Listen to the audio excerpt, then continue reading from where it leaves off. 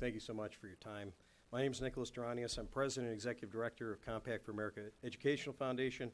I have a long background here in Arizona. I used to be General Counsel at Goldwater Institute, Constitutional Policy Director. Before that, lawyer for many years. Don't hold it against me. A couple of quick points. I think we have to step back and realize the hand-wringing that is going over this, which is appropriate, is the kind of hand-wringing we should do anytime we've ever created a statute for one of the 45 special districts that exist. I mean, think about it. All of these other 45 special districts have taxing powers for the most part. They have eminent domain powers in some cases. They have new regulatory powers in some cases. Yet we've got a proliferation of them. And all this district does is create less government. It is based on a presumption of freedom. And I think that we should be cognizant of how comfortable, crazily comfortable we are with expanding the growth of government at the local level, and that should be disconcerting. Because all that this district does is hit a reset button to restore the baseline of the Constitution, to restore the baseline of the common law of contracts and property and torts, to restore malum in se criminal law, evil intention criminal laws, and then put the burden on those who claim we have good regulations to justify them. If the Boll-Weevil regulation makes sense, this compact is designed to tailor it back in.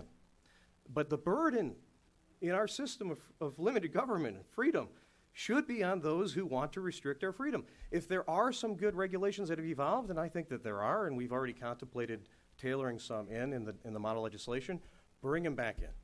But let's not shift the burden to people arguing for freedom and less government. We never do that when we grow government. So, but then again, I will accept that burden. So going back to a couple of the questions, the local tailoring question. There's actually a statewide tailoring provision that we've been discussing with perfect clarity, I think. And the basic idea is that states can preserve as much of the status quo as they want. And within certain categories, there's certain things they can't do, which is, put a tailoring provision that says the mayor of Tucson gets a zone. That's not permitted, right? But for outside of certain anti-cronyist limitations, you can tailor as much of the status quo back in at a statewide level, okay? Now, we've talked about how you can form zones outside of cities freely without anyone else's approval or rejection other than the governor and the presiding officers of the legislature as ministerial agents. Then we talked about how you can create zones inside of cities, but that it requires consent of the city or a local law. Now here's where you have another interesting option. Inside of cities, the local law that could be passed to bring in the possibility of creating zones inside of cities can allow for further tailoring in that city. So each city could further designate, with certain anti-cronyist limitations, specific ways in which the zone would be further limited inside of that city. And the justification for the two, the difference between the outside of the city, inside of the city dynamic, is that inside the city, people have already consented to governance by local representatives. Inside of cities, generally you're dealing with more density, you're dealing with a lot more expectations, a lot more externality potentials than if you're out in a green field in northern Yuma County. And so it makes sense to divide those lines. So that may be the distinction that was somewhat confusing before as to statewide tailoring that applies in every zone everywhere, and then the degree of tailoring that can happen if a city opts in voluntarily. Or county. Well, there's also, in the default language, we do not currently have county opt-in. We deliberately omitted that because one of the concerns we have is if you have county-wide opt-in, that really means you can never have a frictionless opt-in anywhere. You'll always have to go through some governmental body. We're not yet convinced that there won't be problems politically that would prevent the zones from ever being created in the counties, but if we had those assurances as we discussed this with stakeholders, then maybe that would be something we'd be interested in doing. But right now, we do want there to be some frictionless way to form a zone somewhere. And the benefit is this, though. The 100% consensus requirement pretty much guarantees you're not going to have more than 20 people, right? As Senator Worsley pointed out, it's going to create an environment where you are self-selecting in a county, in an area that's very low density, very low potential for externalities, and therefore really not a whole lot of reason not to let them do what they want. And so that's the initial policy justification. We need to have some frictionless place where you can create these zones, but inside cities you're dealing with higher densities, higher externalities, higher expectations, more complexity, and so you want to have a degree of local opt-in.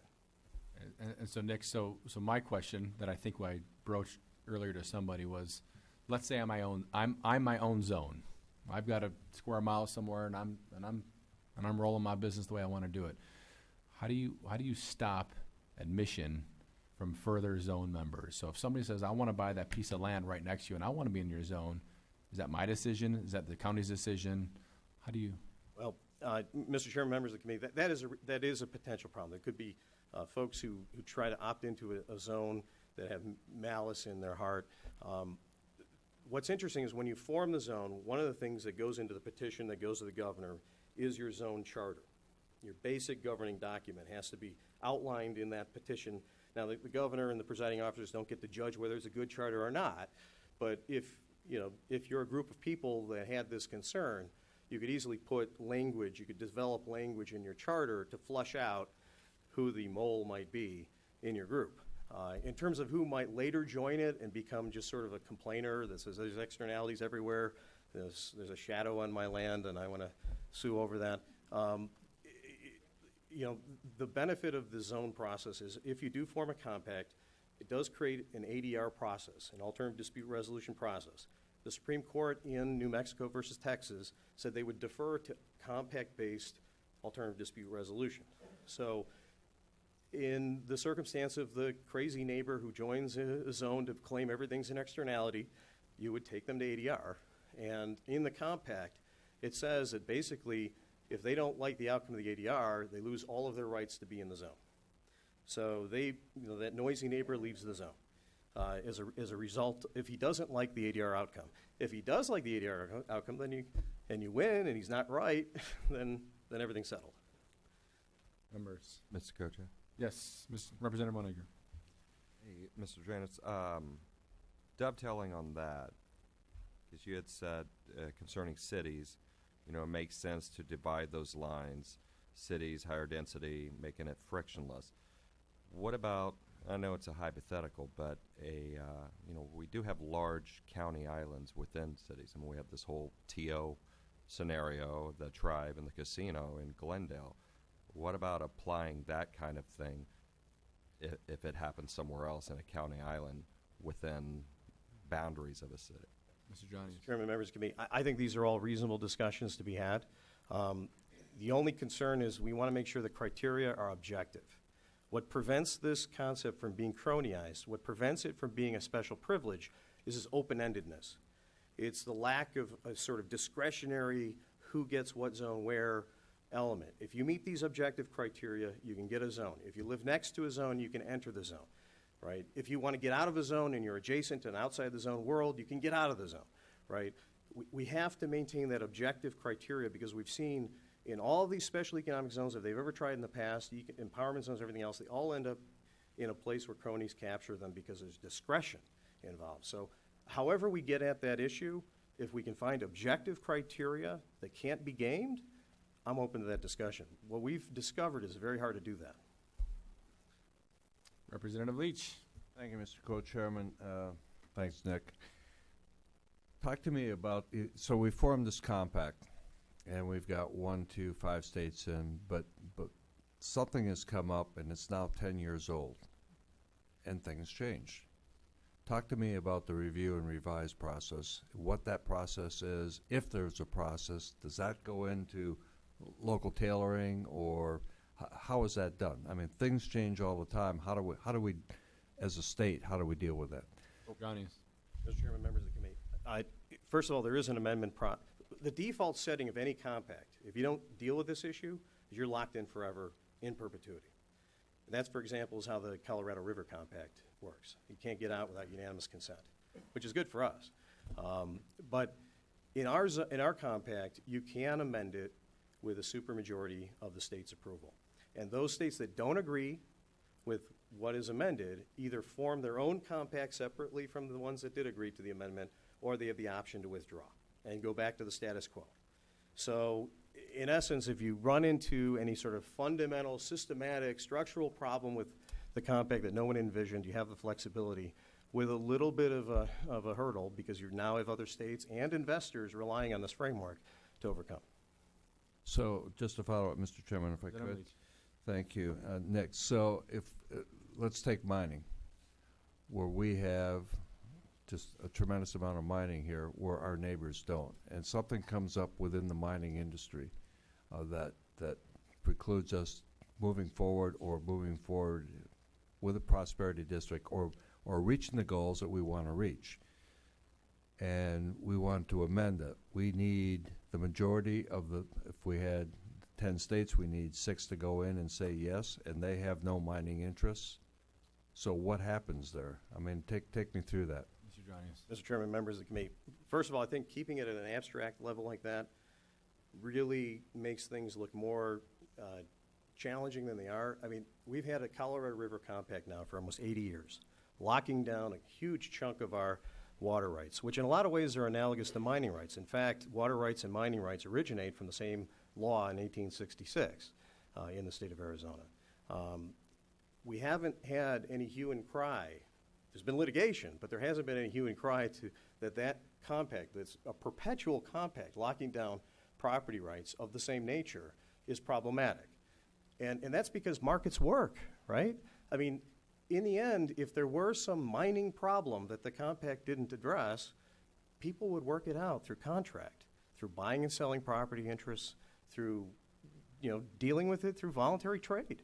And so I just got to step back and challenge the notion that without specifics, there could be some mining problem that free markets couldn't fix. I think we have to recognize that free markets can respond to any problem as long as property rights and contract rights are free. So, Mr. Chairman, if I could follow up, and Nick, I'm not looking for a problem. I'm looking for just look at the things, the strides that we've made in mining in this state, the opportunities present themselves in mining, the opportunities present themselves in agriculture, and the opportunities that are on the rising with our forest industry. I'm not looking for problems. I'm looking to not lock us in, and that's why I asked the review and revise question. I'm not looking to make this bigger than what it is. I'm getting these questions from industry that if we've got working examples out there, then all of us are guilty of not doing the education to show them what's going on. But these are real questions coming from real people in real industries. Mr. Chairman, Representative Leach, I love these questions. They're great questions because it gives us back an opportunity to explain how freedom works, how property rights work. Remember, all that this compact does in its default setting is guarantee your property rights and your contractual freedom and your freedom from criminal harms of an evil nature, right? What in the mining industry, I mean, find me a mining company that wouldn't be just absolutely the happiest mining company in the world if all they had to do was worry about a world framed out by property rights, contract rights, and criminal law. So what you're probably more concerned about is what if we tailor in some stupid laws, right? What if we tailor in some regulations that really aren't the best idea, but they seemed like it and maybe it was politically necessary at the time. One of the things that is freely amendable without supermajority approval is that local tailoring section. So if the state later on decides that the training wheels it put on the compact need to be taken off, the state can do so.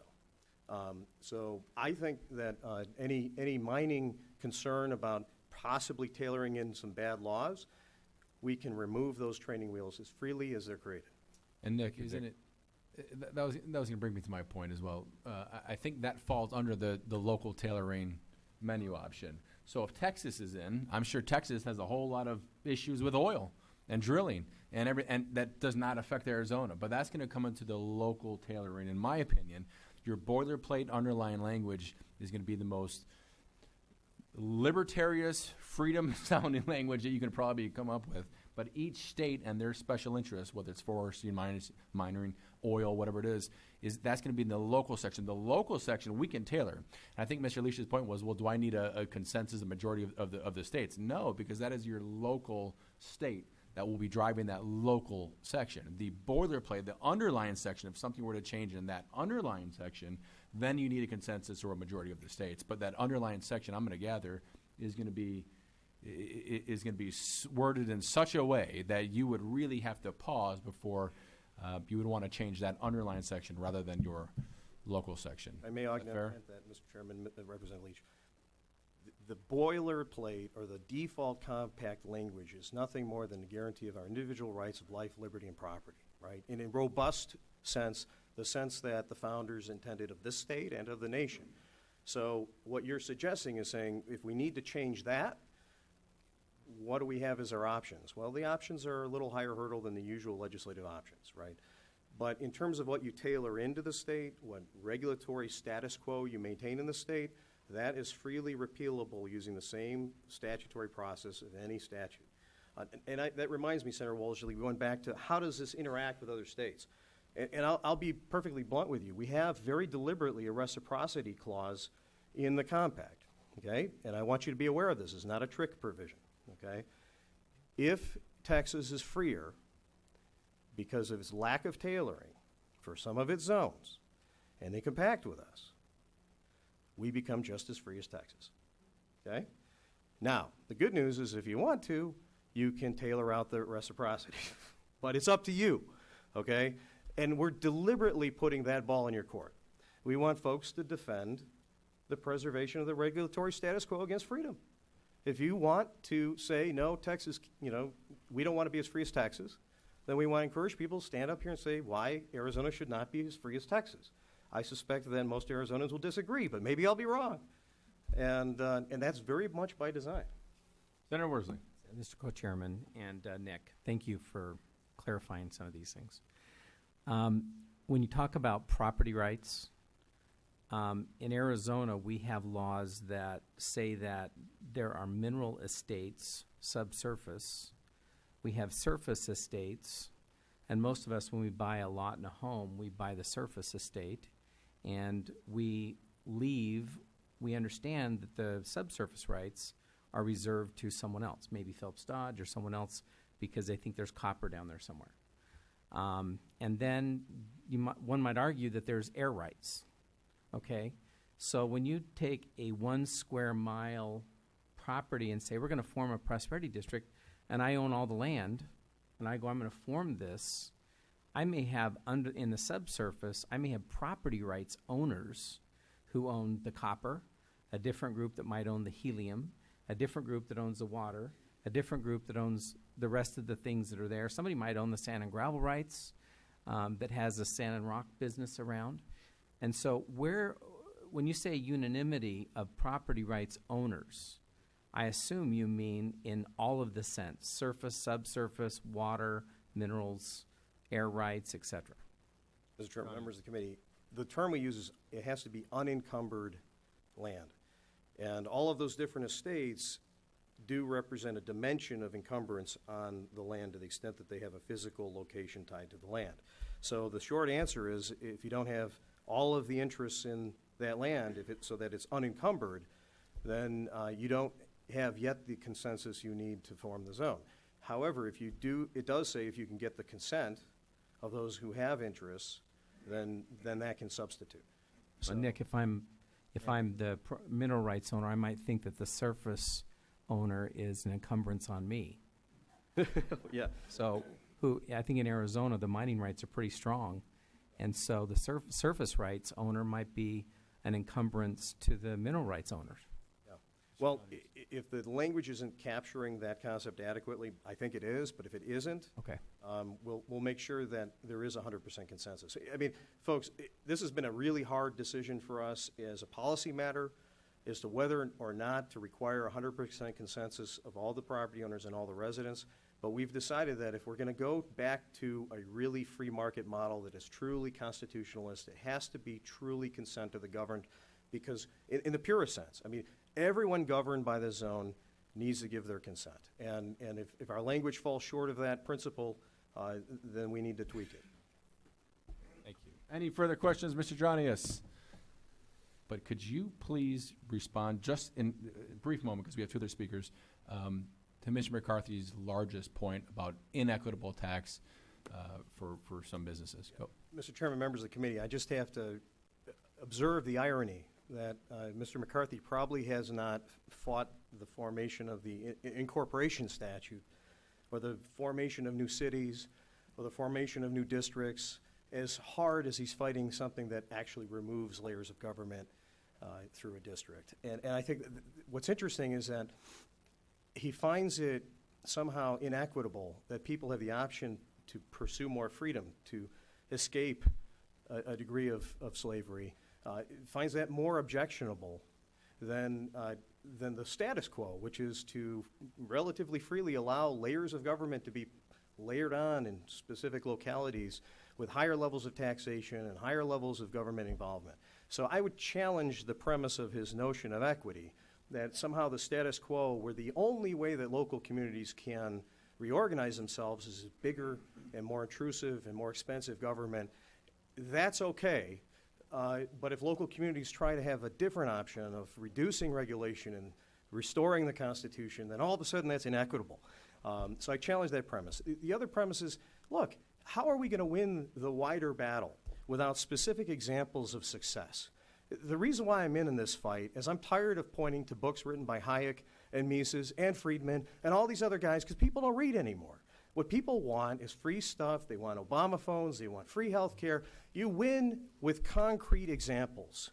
And if Mr. McCarthy believes in low taxes or solid fiscal policy or limited government, then he should recognize that until we create the equivalent of a Hong Kong on Arizona soil that we can point to and say, all we did was get out of the way, we're never going to win that argument.